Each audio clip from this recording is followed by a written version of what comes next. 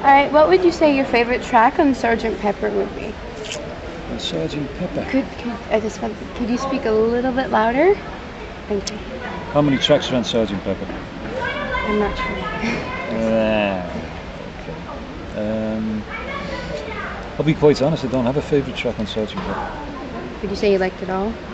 I like the album, but not favourite. I think my ideas of the Beatles were before that, some of the early stuff, and I'm more concerned with the early original stuff as opposed to the latter original stuff. So the type of music which really grabs me, even though Sgt. Pepper was a milestone, which the world knows today, but the likes of I Saw Her Standing There is something which I'd appreciate a little bit more. What would you say the difference is between your drumming and Ringo's? That's hard to say.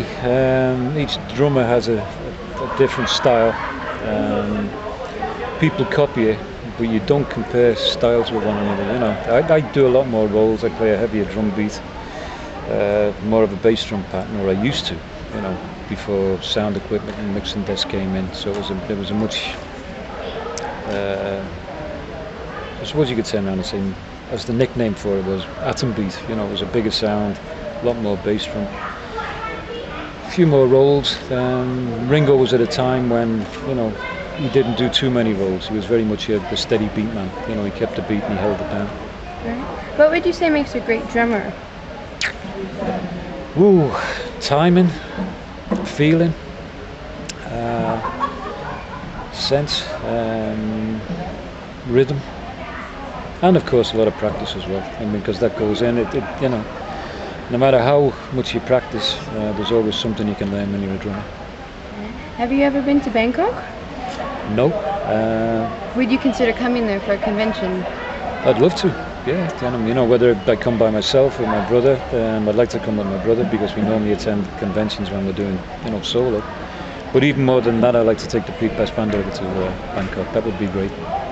What was the cavern like when you were there? As we always turn around and said, the old cavern, not the, the new one. It was dark, it was sweaty, it was smelly. The paint used to fall off the ceilings. We used to call that the cabin dandruff, and it was one of those things. It had its atmosphere. If you did an all-night session there, then don't wear good clothes, because by the time you came out the next morning they were filthy. But that was the cabin. Tell us about the tracks you played on the Beatles anthology. There was about 10 of them. I had no choice with them. It was very much when Apple decided that they were going to use my material on the anthology. Initially it was a case of, do we have your consent? And I said yes. Didn't realise that, thought maybe it might be one or two, but in fact it ended up being 10 tracks. And I think it was a cross-section. They covered my time with them. It was, the material we did in Germany, My Bonnie with Tony Sheridan. We did the instrumental Cry for a Shadow. We did some of the Decca stuff, which is now official. And of course, after nearly 40 odd years, they suddenly refound, my edition of Love Me Do, which was totally different to the version which went out and, charted way back in '62. What would you say your fondest memory of George would be? George was, in my mind, I think the fondest memory I've got of him was when he was younger, and how much he was dedicated to his musicianship. He wanted to be the best guitarist around, and that doesn't come easy. He was quiet, but he was very proud in the fact that, okay, he'd go away, learn something, and come back and be quite pleased in showing you that he'd mastered the technique, or he'd mastered the chord change, whatever the case might be. What would you say his legacy would be? George's legacy, I think, with what he's done for the Bangladesh people, his charity work, the films he's left behind him, his interest in motor racing, the great songs he's written, because George has written some great songs, outside of the Lennon-McCartney partnership. And I think the legacy he's left is that, yes, he was a true man, a gentleman, very charitable, very hospitable, and left a legacy of music, which is the main thing. What was he like when you first met him? He was a school kid. Okay, we were teenagers, but George was the youngest in the band. I think the first time I saw him, He was about 15 or 16. So, you know, we were the older ones in the band, but he was, even at that age, even though he was the youngest in the band, he was still mature as regards his musician level. You know, he was still doing things which other kids in Liverpool with a guitar couldn't do.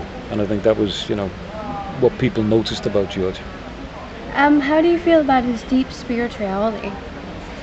I think it's something which came, you know, once he found out karma, once he found out, you know, where his feelings were, where he'd gone over to India, you know, he'd realised it. I think that was basically something which was in him. It evolved over time, and most probably as the pressure grew on him. You know, my own sort of idea about it is very much the case that it was in there. But once he sort of retired from music, that was a predominant force with him. You know, it was something which was in him and he kept it to him. Are you personally a spiritual person? I believe in karma. I think, you know, karma is something which comes with hindsight. It's very much a case of, it may be because we had, you know, born out in India, we've got a lot of Eastern influences. You know, I spent 4 years in India, you know, as a child. And, you know, the family's always talked about India. You know, we spent a lot of time out there, grandparents, etc. So karma to me is something which, you know, you either recognise it, and I do. I think, you know, it's reflective hindsight. Something which happened, you know, many years ago, you don't make sense. And then when you look back, you know, you view it with a different position. It happened for a reason, you know, and that's karma. And as a man of a world experiences so much, what's your hope for the future man, or the way the world is now? How would you like to see it end out? I'd like to see it a lot more peaceful. You know, I think there always has been, whether, you know, I'd love to be in a position to turn around and say, you know, it won't happen again. I'd like to see, you know, the war and, you know, things which happen, you know, nature's devastation. But as regards mankind, I'd like to most probably think that they would live a more peaceful life, you know, and get on with one another, and, you know, and where religions don't interfere, you know, it's like people are accepted as people. And what would your legacy be in the Beatles? I don't know.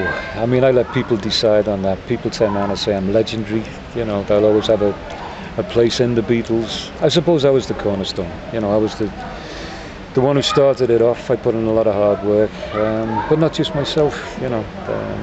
I came up with a sound which conquered, a drum sound which conquered Merseyside. You know, it innovated people and made them dance and made them happy. Your fondest memory of John? Fondest memory of John? I have lots of great memories of John, but I think the fondest one I have of him is to the outside world.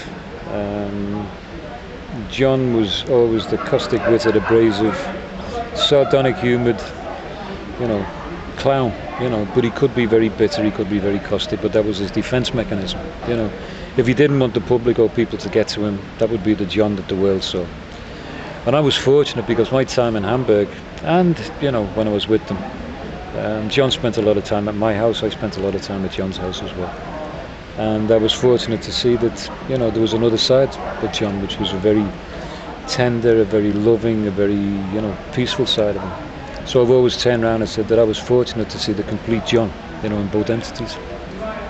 How poor were you all in Hamburg at the time? How poor? Just give us an example. How poor? Yeah, how poor? I think our wage in Hamburg was about 10 or 12 pound a week, and this is going back to 1960. Right? And I think the best way of sort of picturising it and putting it into perspective is that, you know, we got paid on a Thursday night and we were broke Friday morning. So we were always like a week in arrears with our money. Few people know you were friends with Ringo. Can you talk about your early relationship? Yeah, Ringo and I go way back. I mean, you know, I got to know Ringo through Rory Storm and the Hurricanes. Of course, Rory Storm and the Hurricanes played at the Casbah. You know, they were one of the early bands which played there, because Rory Storm, you know, in the early years was a very dominant force, you know, as regards a band. And of course they followed out to Germany. When we came back from Germany, it was very much a case that, you know, drummers team up with one another and, you know, discuss things and, you know, have a pint here and there.